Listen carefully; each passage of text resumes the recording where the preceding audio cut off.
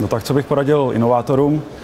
Určitě to, aby se nebáli, aby všechno, o čem si myslí, že je nové, tak aby i hned vyzkoušeli u svých kolegů, aby se nebáli prostě jít za svou rodinou, aby se nebáli prostě jít za kamarádem v hospodě nebo při sportu, nebo jít za šéfem a hned jako vníst mu tu myšlenku, představit to. To je to důležitý, to je ten klíčový moment a ta první zpětná vazba se počítá.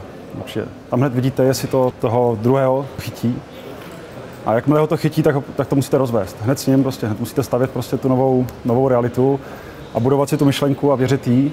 A čím víc pozornosti vy potom získáte, tak tím větší máte šanci, že se ta myšlenka dostane až do té realizace. Tak v zásadě prodáváte koncept, prodáváte story, prodáváte příběh. To, co prodáváte, není výrobek.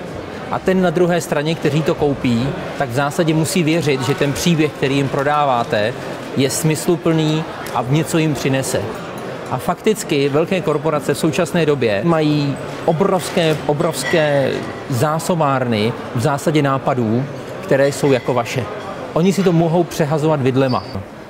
Myslím si, že každý ten hotový člověk rozhodně se nestal hotovým na začátku. A musel si projít nějakým ohněm. Začne mít nějaký nápady, teď začne mít nějaký zákazníky, udělá pro ně všechno. Takzvaně je to velice těžká fáze toho biznisu, kdy nejsou peníze, nedá se vlastně všechno, co se vydělá, musí se vrátit zpátky a tak dále. A rozhodně tam nevidím retrospektivně žádný známky leadershipu, ale vidím tam prostě odpracováno strašně moc hodin na tom, aby se vydělaly první peníze. A myslím si, že to je přirozená cesta skrz oheň, aby člověk byl trošku potom pokorný, když jako se dostane potom dál. Pokud mladý člověk studuje dneska, dejme tomu techniku a má chuť se vrhnout do víru klasického komerčního světa, tak především musí chtít být trochu tím tykadlem, musí chtít komunikovat, musí chtít jezdit, musí chtít se dívat, musí chtít naslouchat, protože to není o mentorování, ale to je o tom, že musím pochopit, o čem trh je.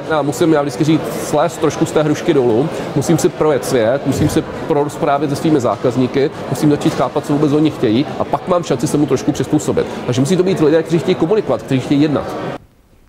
Jak vás to potěší, když někdo chce koupit váš výrobek, když chce koupit ten užitek? Ale často se stává, že se vymýšlejí nové technologie, nové inovace, nové věci, bez toho, že bychom se dívali do očí toho zákazníka. On sice ten podnikatelský duch je v každém z nás, ale dostává se hodně těžko nahoru. Hodně těžko se prostě dokáže prodrat prostě mezi tou běžnou komunikací. Vy to poznáte ve chvíli, kdy za vám přijde prostě hotový podnikatel s vlastním nápadem v té firmě.